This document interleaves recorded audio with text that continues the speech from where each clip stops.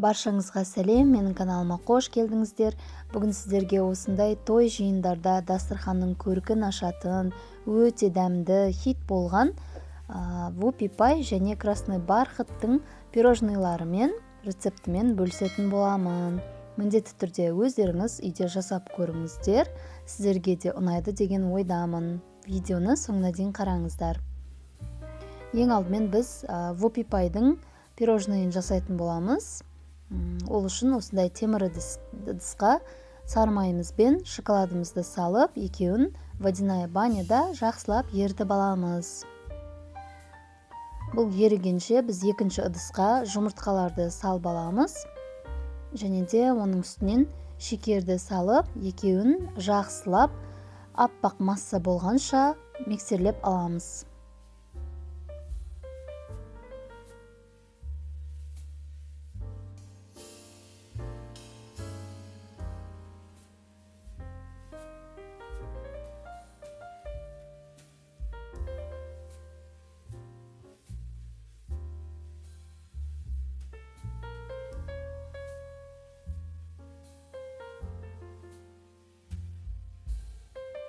Міне осындай жақсылап көпіріп, аппақ масса болған кезде миксерлеуді тоқтатамыз. Және міне жаңағы шоколадты массамыз еріді, және кішкене суыған соң барып, осы жұмыртқалы массамызға қосып аламыз. Және екеуін жақсылап миксерлеп аламыз.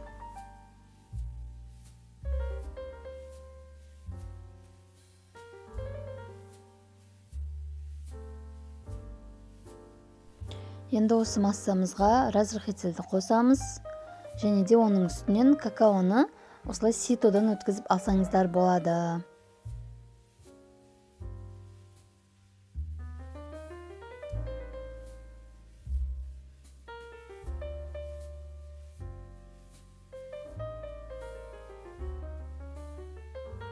Соңында қалған осындай түспей жатқан түйіршіктерін қасықпен осылай түсіріп жібереміз. Және де оны да жақсылап енді миксерлеп аламыз.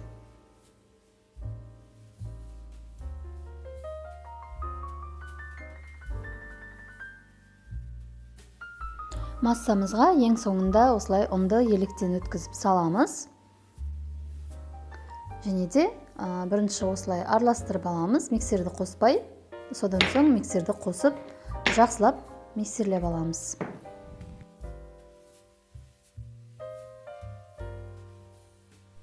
Міне біздің қамырымыз дайын болды. Осындай болып шығады. Енді осыны мен таразыға өлшеп алдым да, екіге бөлдім. Өйткені екі противеньге екі рет пісіріп аламын. Екі корж болады менде. Міне, мына біріншісін ыдысқа салып алдым, салмағын өлшеп, теңдей екіге бөліп, енді осыны пергамент қағазына салып шығамын. Содан соң осы массамызды қасықпен немесе шпательмен өздеріңізге не ыңғайлы, сомен осылай пергаментке жақсылап жайып аламыз. Міне енді 180 градуста 5-6 минутқа пісіріп аламыз. Піскенін осылай шпажка арқылы білесіздер. Шпажкамыз құрғақ болу қажет. Міне бір кожымыз пісті, екінші кожды да дәл осылай пісіріп аламыз.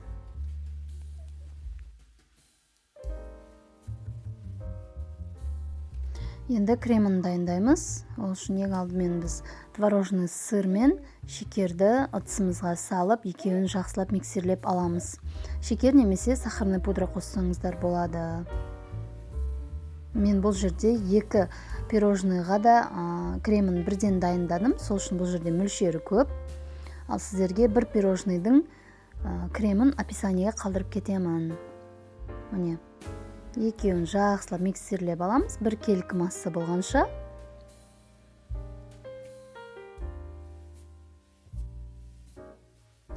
Енді оның үстінен сливкимізді құйып аламыз. Сливки мен творожный сыр міндетті түрде холодильникте 7-8 сағат тұрған болуы қажет. Бөлме температурасында тұрып қалған сливкиді, творожный сырды қолдануға болмайды. Оны да жақсылап миксерлеп аламыз. Қою, плотный крем шыққанша. Міне, креміміз дайын болды. Осындай плотный болып шығу қажет. Осылай ыдысты төңкерген кезде түспейді.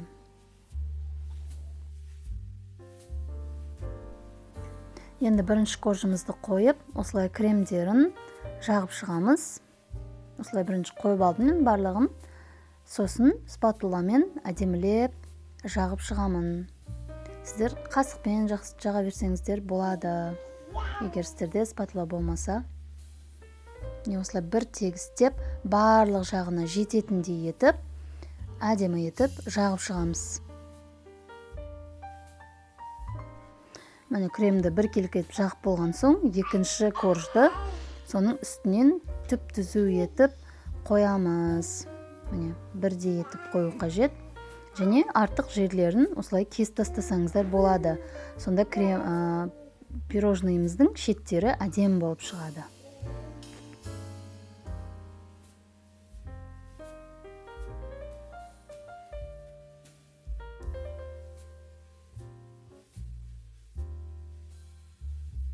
Екінші корждың үстінен кішкене ғана кремді саламыз, және жаңағыдай бір тегіс етіп жағып шығамыз. Енді бұның үстінен ганашты жағамыз.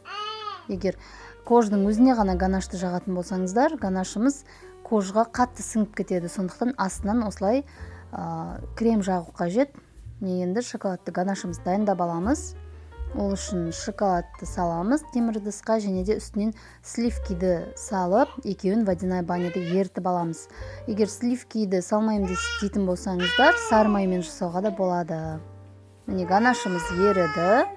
Енді осыны жаңағы пирожныйымызға бетіне жақсылап құйып аламыз да, жаңағыдай бір келкі етіп бетіне орналастырып шығамыз.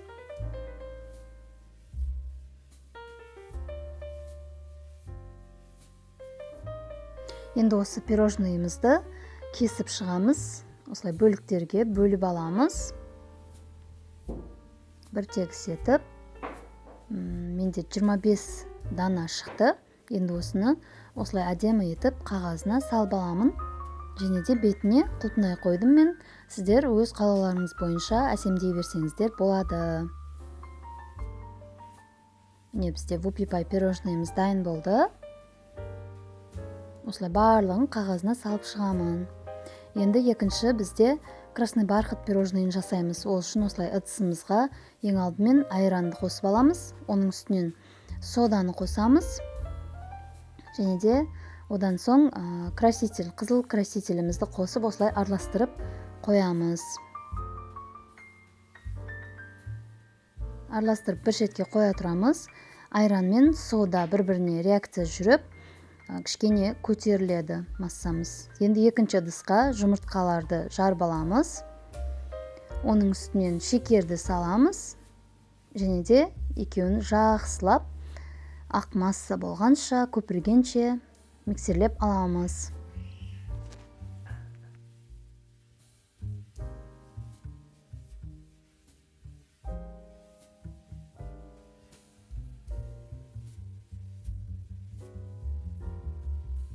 Не осындай аппақ масса болады.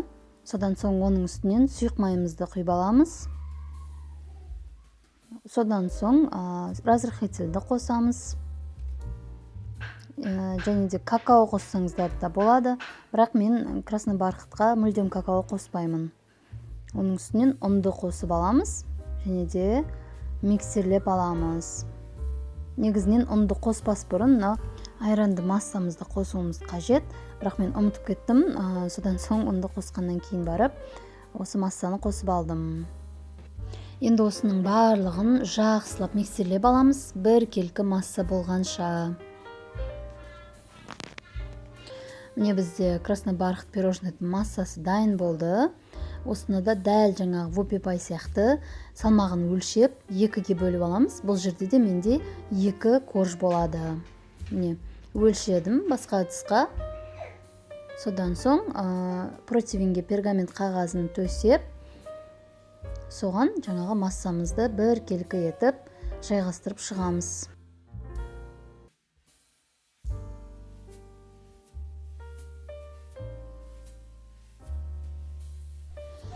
Осылай лопаткамен жақсаңыздар болады, немесе қасықпен жақсаңыздар болады, немесе шпательмен де тегістеп алуға болады, өздеріңізге қайсысы ыңғайлы сомен жасай беріңіздер.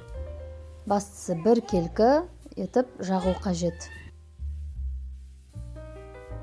Енді бұны да қызып тұрған пеште 180 градуста 5-7 минут пісіріп аламыз. Міне пісіп шықты коржымыз. Піскенін осылай шпажка арқылы тексереміз. Екінші коржымызды да дәл осылай пісіріп аламыз. Содан соң мен осы екі коржды бірін үстіне бірін қойып, шеттерін кесіп алдым. Қазір шеттерін майдалап, бетіне үгітіп сеуіп қоямын. Не осылай бір тегіс етіп кесіп алдым. Және бұларды алып тастаймын. Енді жаңағыдай кремімізді бетіне қойып, бір тегістеп жағып шығамыз. Дәл жаңағы вупи пайға жаққан сияқты.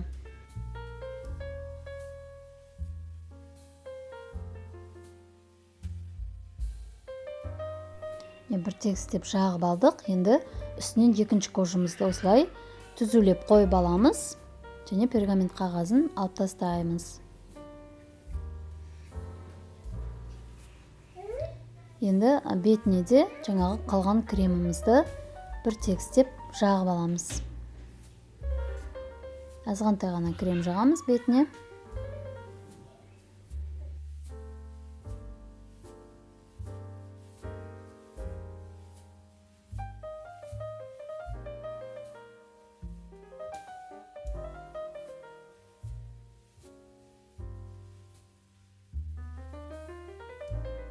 Мен жаңағы шетіндегі кесіп алғандарды езіп алдым, майдалап алдым. Енді осыны бетіне осылай сеуіп шығамын, әдемілеп оформлениесіне. Сіздер сеппей басқа оформление жасасаңыздар да болады. Бірақтан красный бархат осылай әдемі көрінеді менің ойымша. Міне, бұларды да жақсылап кесіп аламыз бөліктерге.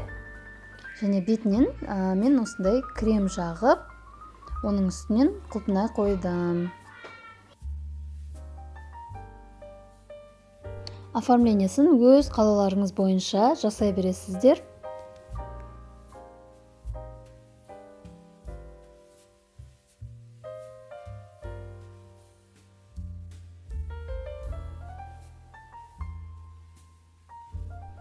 Менде красный бархат пирожныйда 25 дана шықты.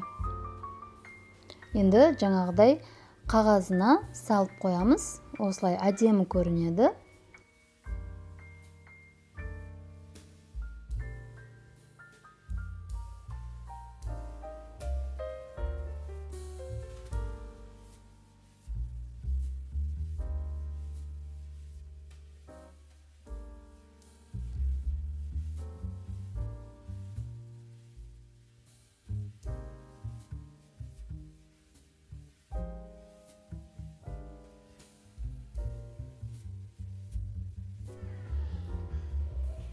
Міне біздің пирожныйларымыз дайын болды. Ешқандай қиындығы жоқ. Сіздер де міндетті түрде жасап көріңіздер. Бір жасап үйреніп алсаңыздар, той жиындарға өзіңіз жасай бересіз. Әрі дәмді, әрі өте әдемі. Видеоны соңына дейін қарағандарыңызға рахмет. Сіздерге рецепт ұнаған болса, маған лайк басып, менің каналыма тіркеліп қойыңыздар.